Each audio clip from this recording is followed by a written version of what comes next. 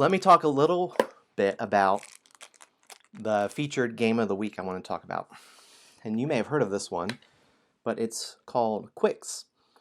And this is such a delight of a little game.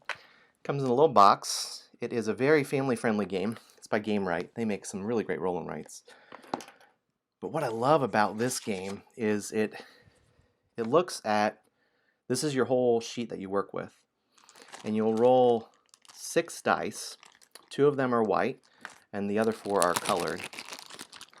Yeah, if you've played Qwixx, say how much you like it or you don't like it in the chat.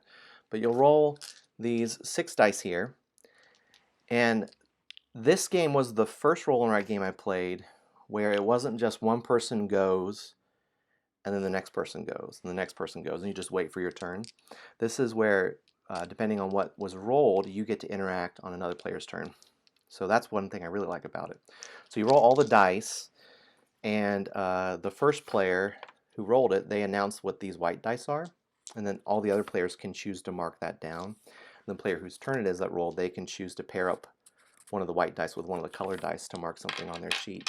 And you're working on this sheet from left to right, trying to mark as many X's as possible. But then the twist is once you mark an X, you can't mark anything before that X. And so if you can see, here was a game that we played, and once this 3 was marked, you couldn't mark this 2 anymore. And you're trying to kind of work your way that way. So 2 of the tracks go from 2 to 12, the other 2 tracks go from 12 down to 2. And then once you have 5 X's in a track, then you can mark off the final one to lock that die, and then you score a bunch of points. It's great. That's the whole game. And it is one of our favorite roll and writes.